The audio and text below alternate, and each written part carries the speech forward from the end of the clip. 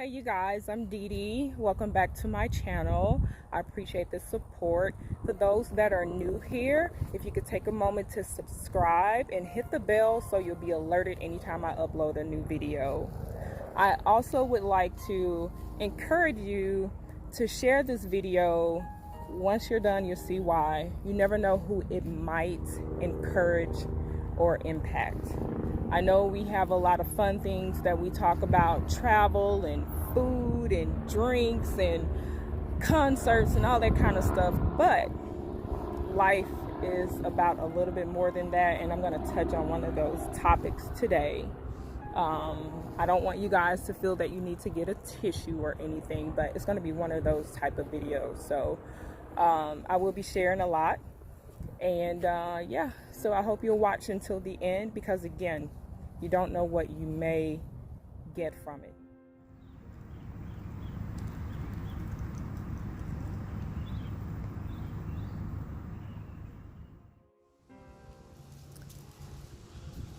Hello to whomever may watch this. It's nothing planned. I just felt like it's been a while since I've spoken on this topic.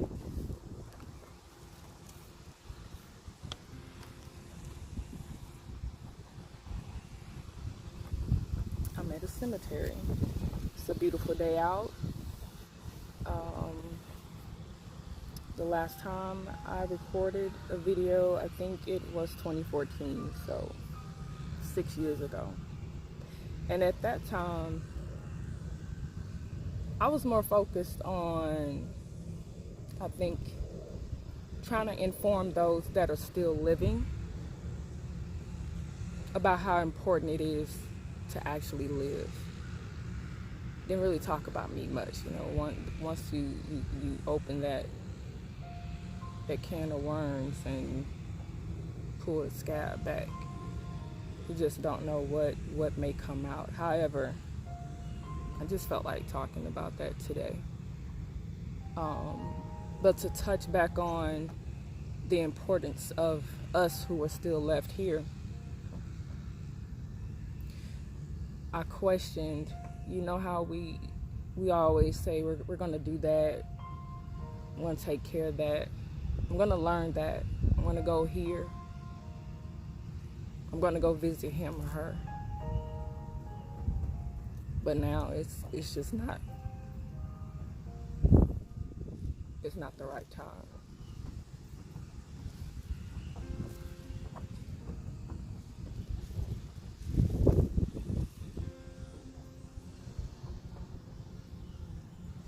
And granted, you know, sometimes it's not the right time.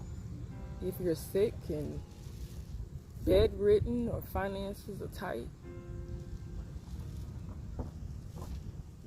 trying to make it from day to day, just to be able to pay for your regular bills, you know. You may not have money to pay that person a visit if they live far. How come you guys can't meet in the middle? How come they can't come visit you if they understood your situation?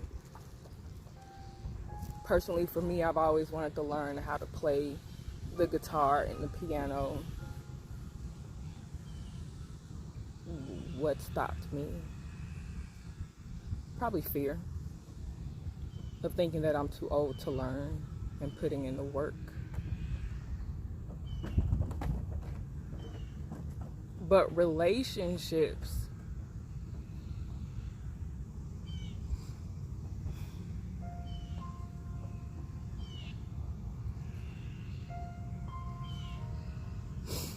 before I came to my daughter's plot, something I always do, when I come out here, I don't try to rush. What am I rushing?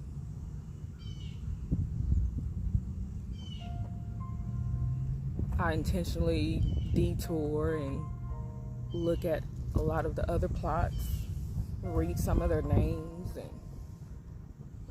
the inscriptions, and the sunrise and sunset dates. And for me, I'm always like, well, if they lived at least 80 years, that's not so bad. At least they lived the majority of their lives. I try to justify some of the losses based on dates. But at the end of the day, there's still someone out there grieving for that loved one, no matter if they were 5 years old or if they were 100.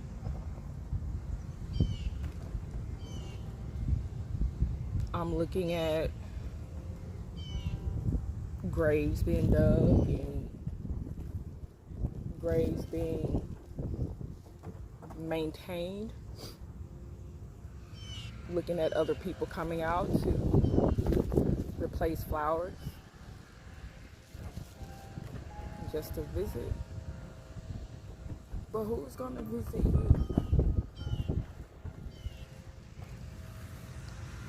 Who do you think is gonna visit you, or who do you hope? Or are you one of those people just kind of like, when I'm gone, I'm gone. When it's over, it's over. It doesn't matter.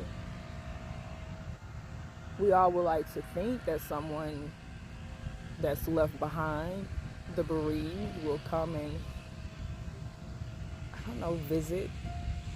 Maybe that's just the way we're conditioned, but there are a lot of graves out here that have clearly not been visited in years. You can tell by the flowers or lack thereof. You can tell by you think that the caretakers of the grounds would do it, but they don't.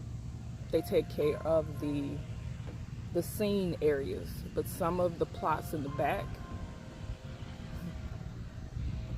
some of those headstones covered in dirt, and some of them I just stopped and I literally, it was like uncovering a treasure, because I didn't see what I saw just passing by. I didn't know what was underneath, and it turned out to be a beautiful headstone. It had hearts on it. It had a beautiful message, and that was over where they the children's garden.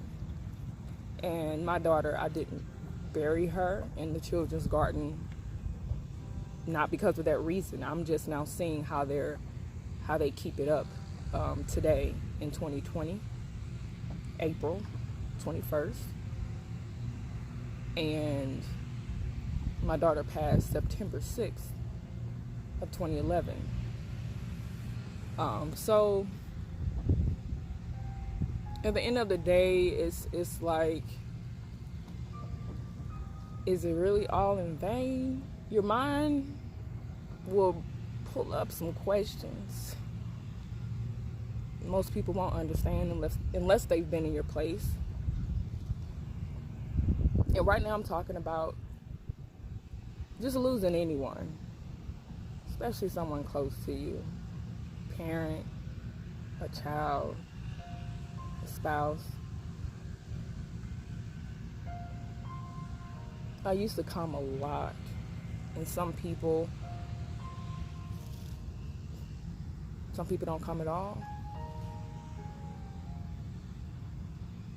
But I at least try to come 2 or 3 times a year, because I know that I remember her no matter where I am. I remember her no matter where I am. Kassidy, Cadence, Eason. For those of you that know something about me, I love music. And if you don't know the definition of cadence, then you can Google that on your own time. But you guys got to stop. Can't tell you what to do. We're grown. Ain't nobody tell us what to do.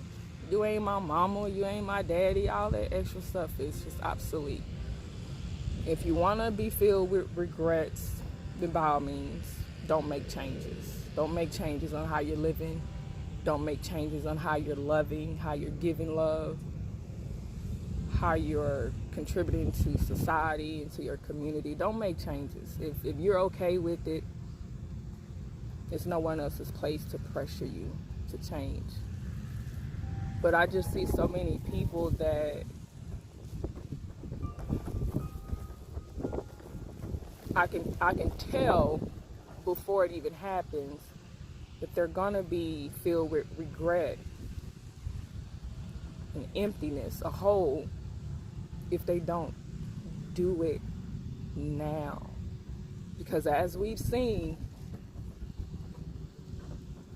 with COVID-19, 171,000 people who, the majority of them, their family was not able to be there. When they took their last breaths, they were not able to have a home going for them. It's like, that was it. You don't know what mass grave they're in.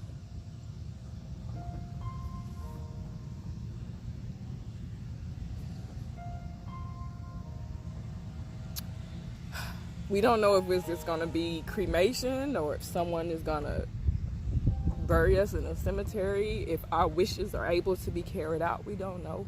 We visualize, and a lot of us that know that this is a topic, this is a necessity that needs to be discussed and handled so you can then continue on with life. It's not something you have to revisit over and over. Pre-need, getting your life insurance in order. Don't leave that burden on anybody.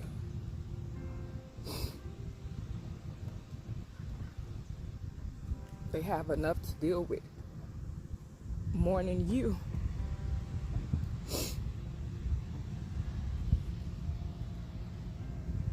But when I say don't wait on it, whatever it is, whatever you're trying to do, whatever you want to accomplish,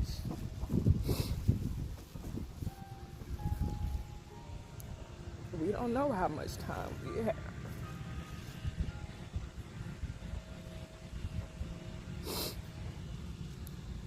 We don't.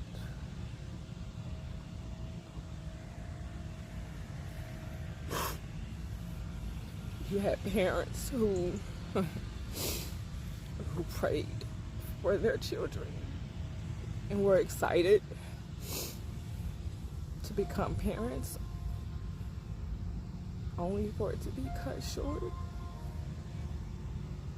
They thought they had time. And even when they go on to have more children, it's not a replacement. You cannot replace a soul. So we learn new ways to live and new ways to cope. And we speak and we share our experiences and our stories, and we hope that it will encourage another mom or dad that's going through the same thing.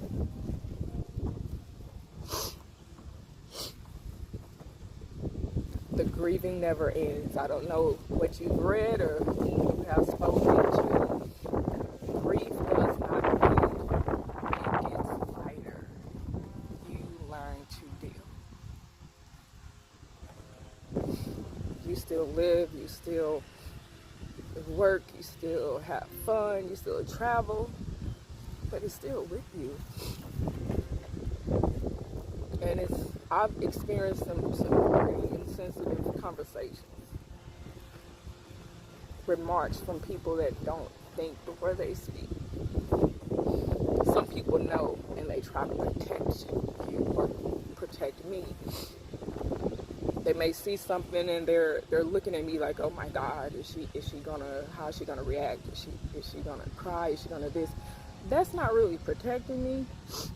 To me, that makes me feel like you're so uncomfortable with what natural emotions may occur if I should see that, or if I should hear that song, or whatever the case may be.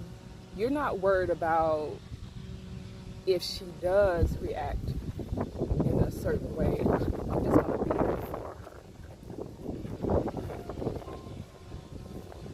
That's all I need. Because if you're uncomfortable with this part of me, there's no need to be involved with me in my life. You know, I can do things solo if we know we're gonna come across something that's gonna be too much to handle for you. But not everybody can handle this the same. I think I've had a few friends that came out to Kassidy's grave. I would say those are the closest people to me. And I just don't really care to open that up to people that are not genuine. Not something as personal as this. I have a little neighbor. I don't really know their age, but I can tell that it's a child by the things that is left. And every time I come out here, when I'm pulling weeds and cleaning off our plot, I take a moment to kind of straighten up around theirs too. But who will visit you when you're gone? Feel free to comment if you don't care, you know, if it doesn't really matter, if it's just something you don't really feel comfortable thinking about right now. But I know when we're gone, we're gone. But y'all gotta live while you're here. So I go back to when people say that they don't have time, but they want to be all at the folks' funeral, crying and snotting. But these are the same people that you see them go out, you see them travel. They're always going somewhere, but for some reason they just can't ever find time to visit you. I'm gonna tell you something, and it may come off harsh. It's not meant to be cold. Stop chasing people. I have this thing that I do because I'm pretty systematic, and it's a gift and a curse. About 98.9% of the time, I think everything through. If I reach out to you, when I know that you could have reached out to me, but if I reach out to you,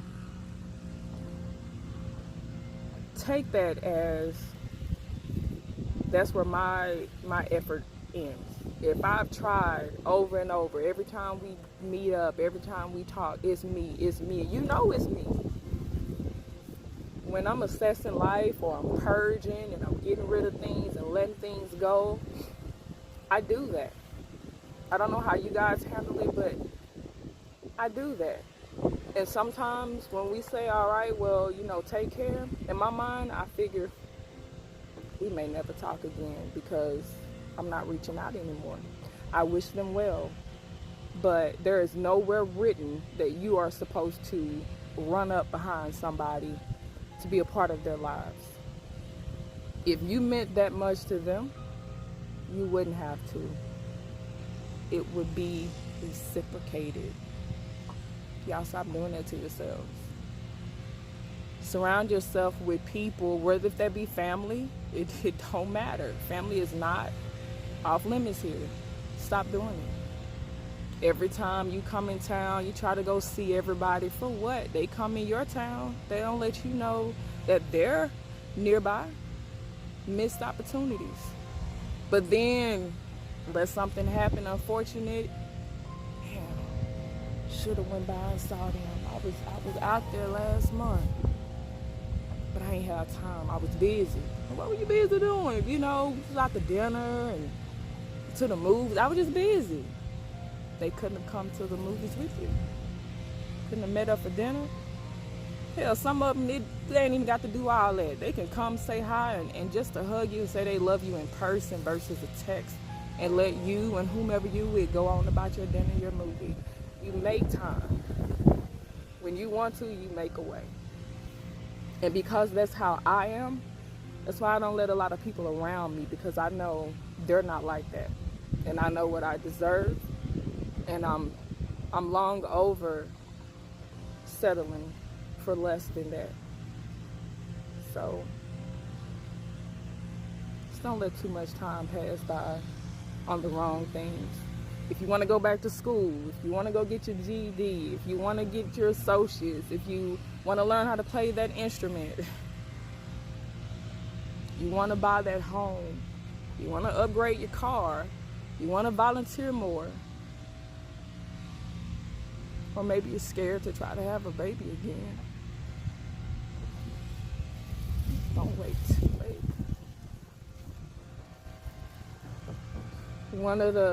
One of the songs that played at Kassidy's funeral was LeAnn Womack's "I Hope You Dance." And that's my motto. That is my motto on how I live life. Have I fallen short? Yes, I have. I have.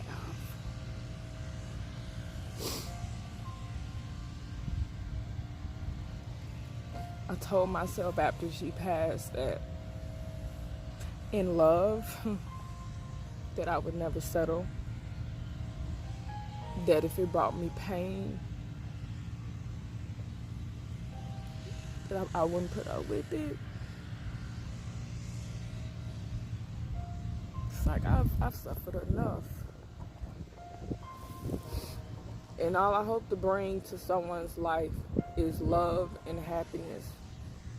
And I deserve that as well. So I've fallen short a few times on keeping my promise to not only myself,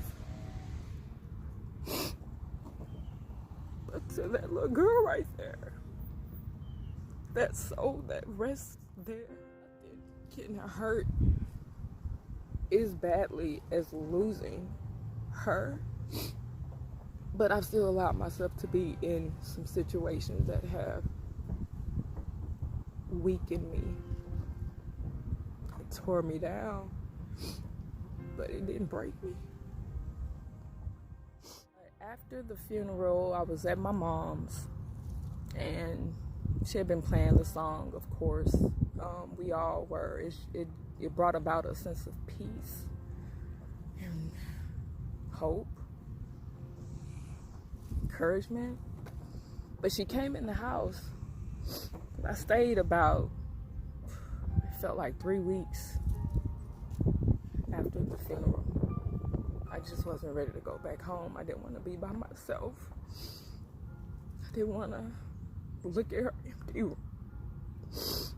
empty room.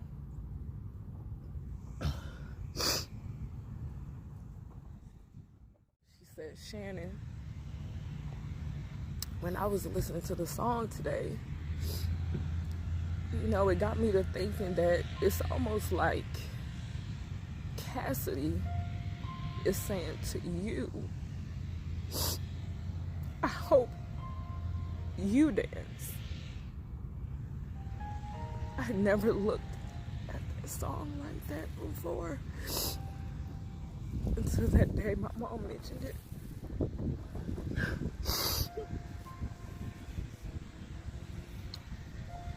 So every time I push play, I hear LeAnn Womack, but I think this is what your daughter would want you to do.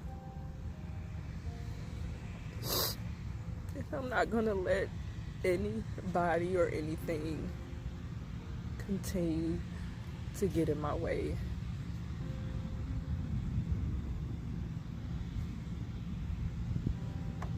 Unless y'all forgot, it didn't take Drake, it didn't take nobody to tell you that we only live once. But for some reason, when things make it into a song, it becomes a fad. Everybody want a hashtag. No, it's been that way. Unless it's something I don't know about. You've always only had one life. So This is a beautiful memorial park. And some people say that they fear coming to a cemetery. I'm thinking, baby, no, I fear the people that's out here walking around. Your thoughts, they scare me. Your actions, so much evil, that scares me. Having people right underneath you, you don't even know who they really are, that scares me. You can know people for years or know what they want you to know about them for years. It's always up to us to figure it out, and sometimes it shows itself sooner than later. So y'all be careful amongst the living, but when you come out here, you should be at peace. You should be at peace. Most of us, we're gonna end up here if we don't choose to get cremated. I don't know. But get your affairs in order. Get your affairs in order so then you can breathe that sigh of relief that no one else will have to take care of it.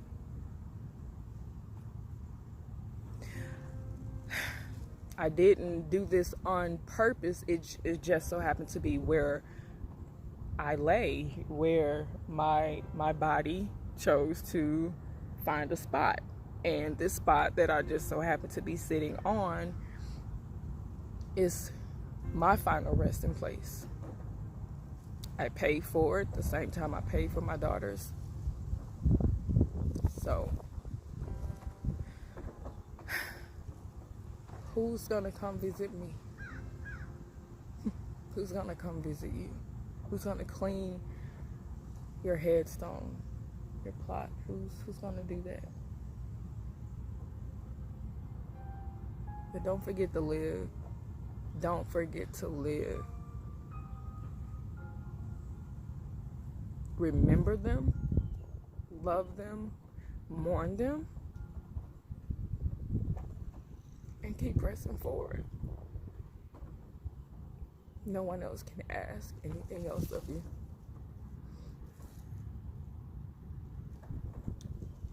There's so much more I want to share that I can't.